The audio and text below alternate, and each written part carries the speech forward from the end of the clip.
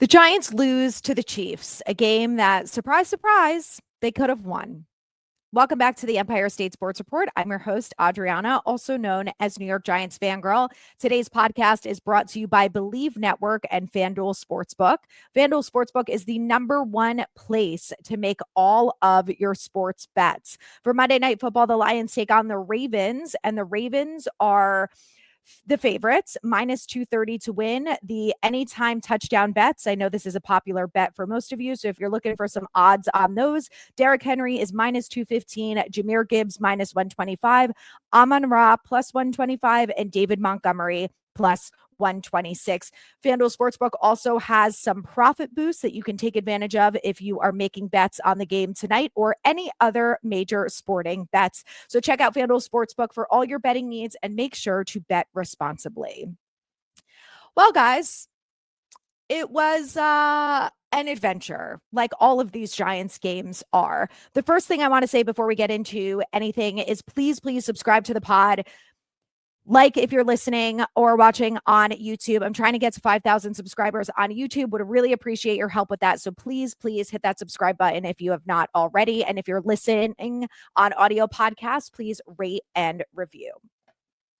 So I was at the game last night and I was very lucky to be invited by Starter. You guys know how much I love the Starter jackets. So I had a really amazing time in their suite. The suite was set up amazingly. I got to try on all of the new jackets that they had. They have hoodies. I got to talk to a lot of people who work for Starter and just tell them about my love in the brand. And we talked about the Giants and everything. So really great experience. Thank you so much, Starter, for the opportunity. It was such a fantastic way to watch the game. And honestly, it was the best part of the game because, the game itself was not enjoyable, which what else is new?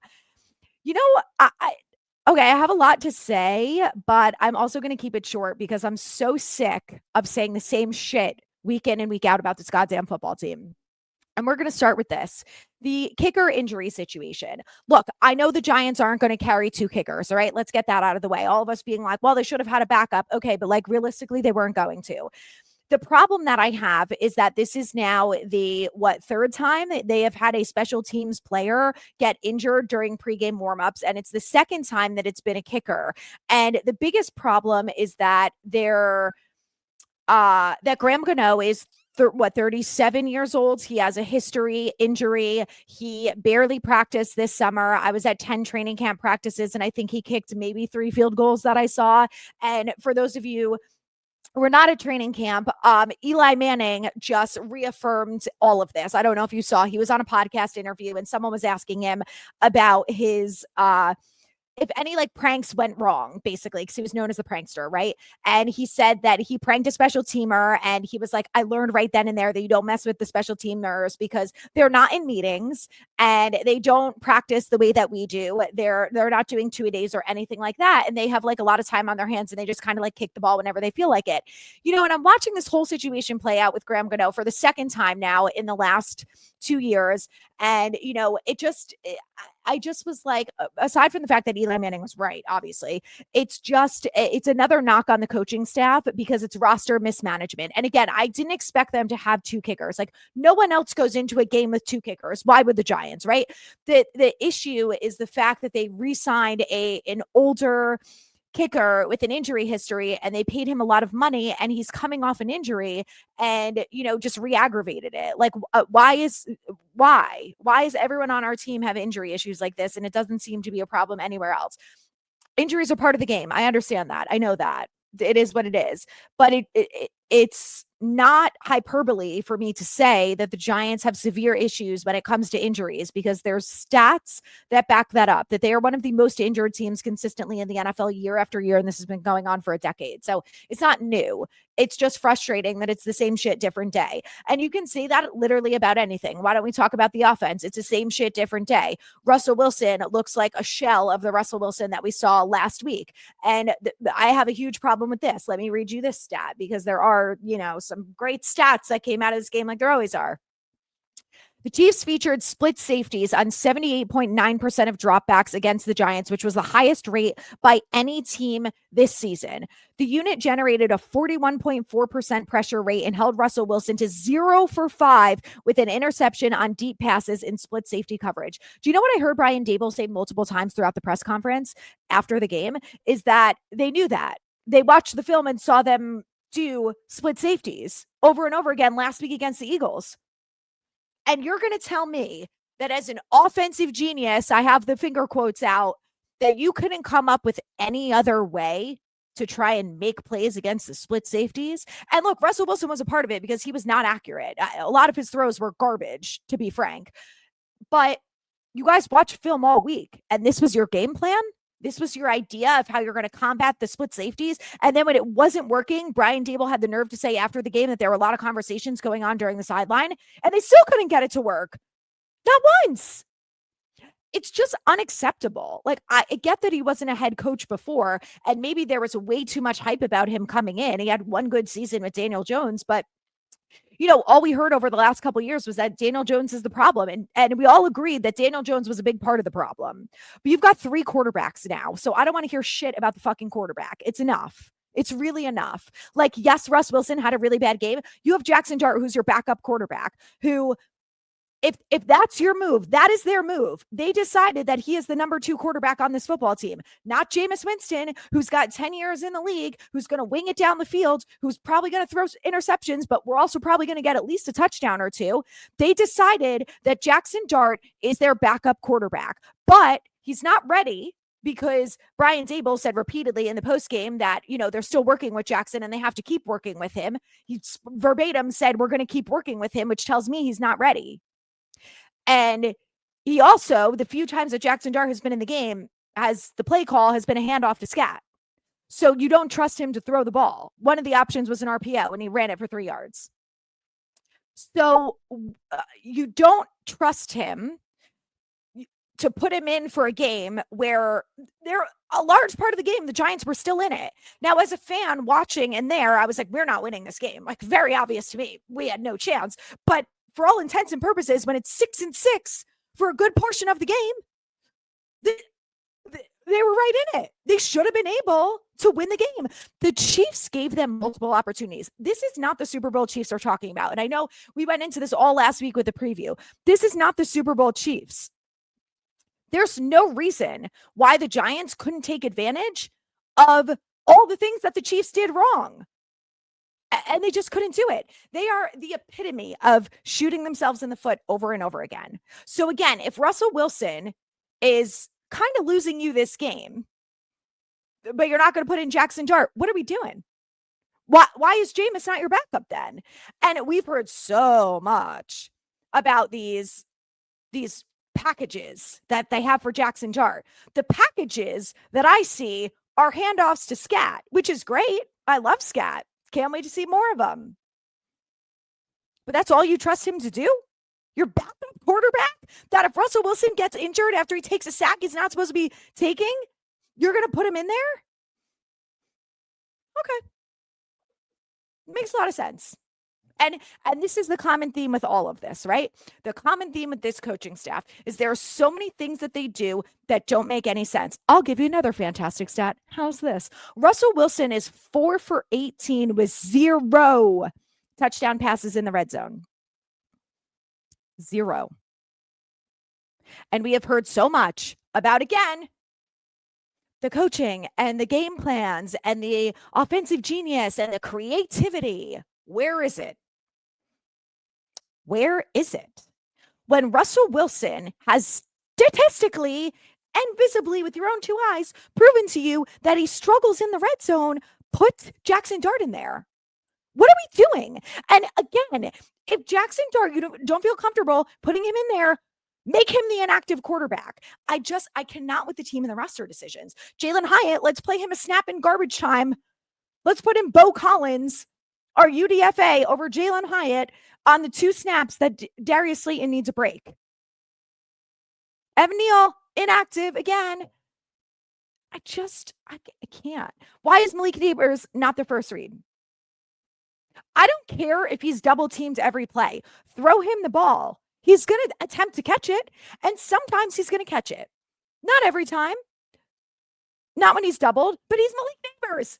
He's not Jalen Hyatt, okay? Throw him the goddamn ball. The fact that he had 0 targets going into the fourth quarter is disgraceful. And what's even more disgraceful about it is this is not the first time it's happened. It happened last year, and we had to hear Malik Neighbors, rightfully so, say, I don't know, ask the coach why I didn't get a target. Fair question. I don't know the answer to that. He's our best player on offense outside of Andrew Thomas, which let's talk about Andrew Thomas because he's one of the few bright spots that came out of this game. Because, oh, sorry, my dog's right under my feet. Andrew Thomas, who their plan for him was to play 25 snaps, and he ended up playing 28. Great. Okay, you have a plan for Andrew Thomas, though, to play 25 or 28 snaps. Let's play them all through the first half so that by the time the Giants are driving into the red zone with 2 minutes left at the end of the second quarter, we're going to take him out because he did his 28 snaps and he's done. Okay. You don't think that maybe in the red zone, that would be the one and only opportunity that you should have Andrew Thomas? If he had 1 snap in the whole game and they had made it to the red zone at that point, maybe that would have been the best spot for him. Maybe. But Andrew Thomas is only allowed 28 snaps, but we're going to put Dexter Lawrence out there and he's going to play almost 100% of the snaps week 1 as soon as he's back and every week thereafter. Okay. Make it make sense because nothing that they do makes sense. It's not logical. When you have issues over and over again, especially in the red zone, the number one place you need to be to try to win a football game, let's not make changes because why would we ever make a change? That can't possibly help us. It can't.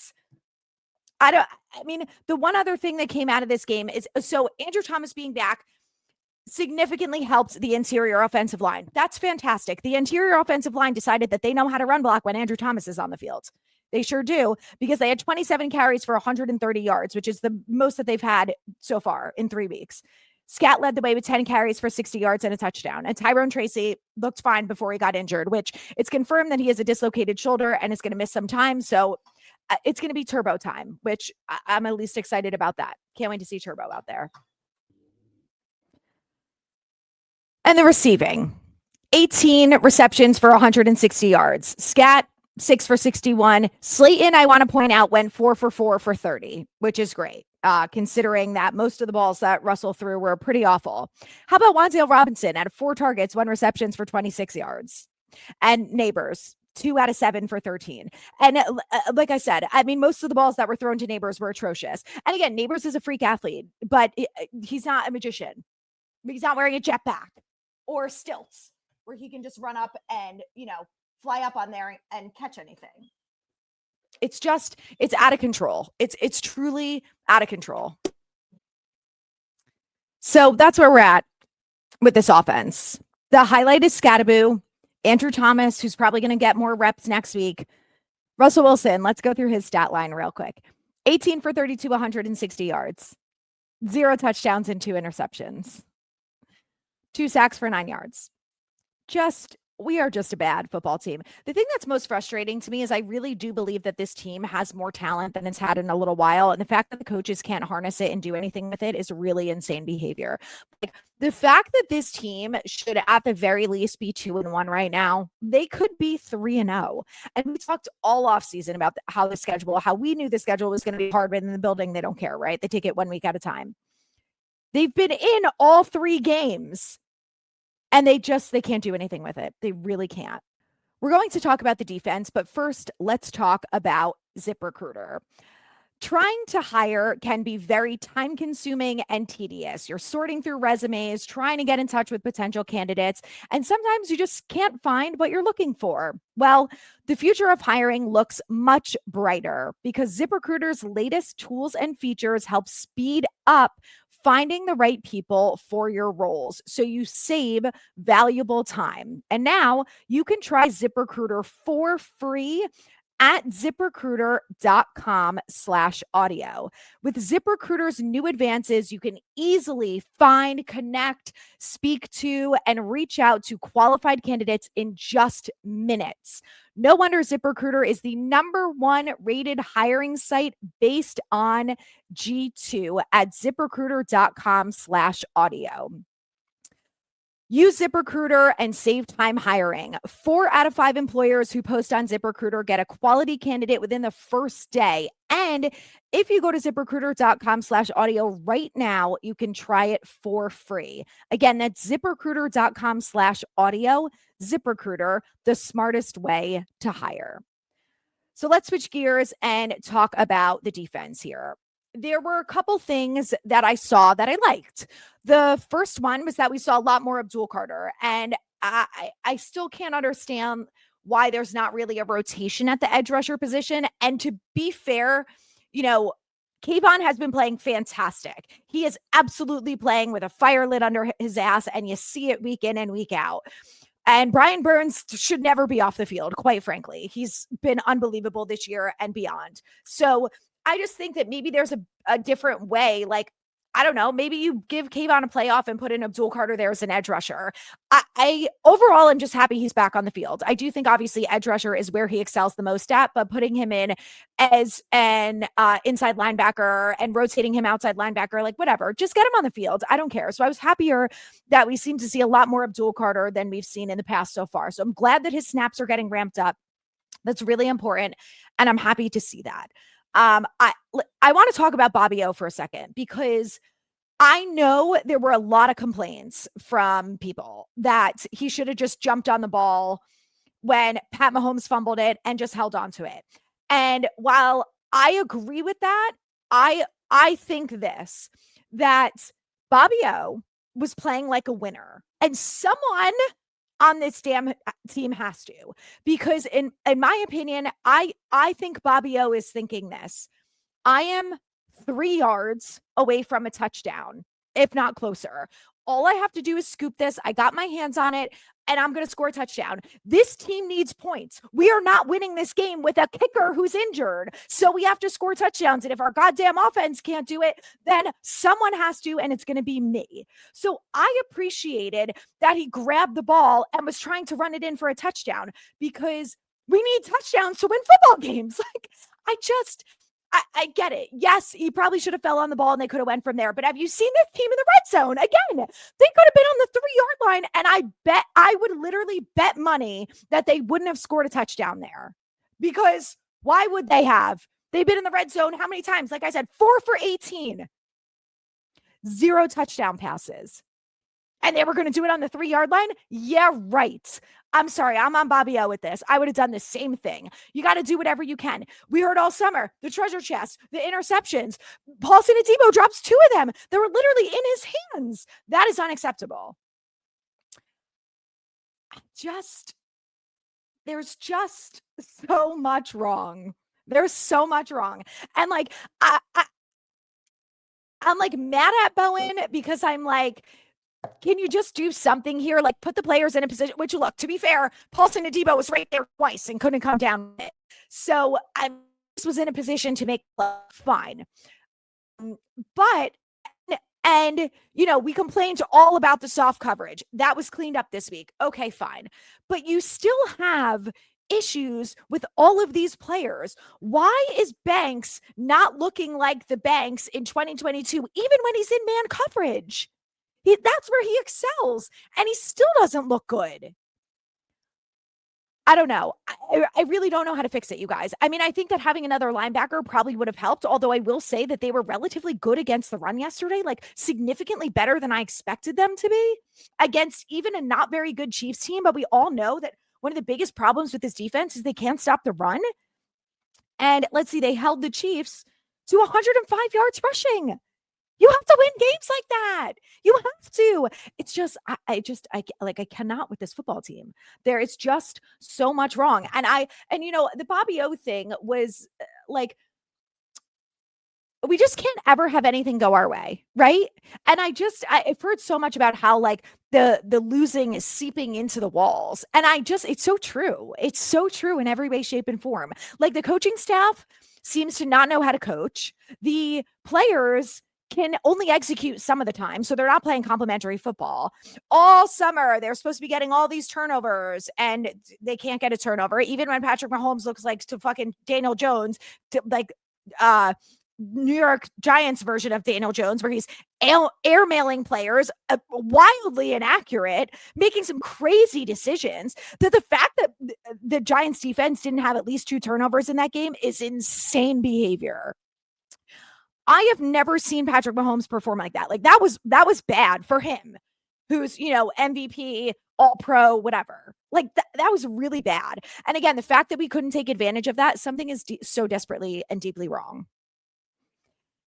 And I don't think Jackson Dart is going to fix it. So I don't know. I don't know what fixes it aside from a new coaching staff, which is, not happening. But they take on the 3-0 Chargers next week. So shout out to FanDuel. You guys ready to see the odds? The spread right now is only 5.5 points, which I think is fascinating. That is probably going to go up to double digits, I think, by the time Sunday rolls around. But quick shout out to FanDuel Sportsbook. Thank you for sponsoring the podcast. They are the #1 place to get all of your sports betting needs. The Lions take on the Ravens tonight. The Ravens are the favorites, -245. Their spread is 4.5 points, but the Giants take on the Chargers on Sunday at 1 p.m. at MetLife Stadium.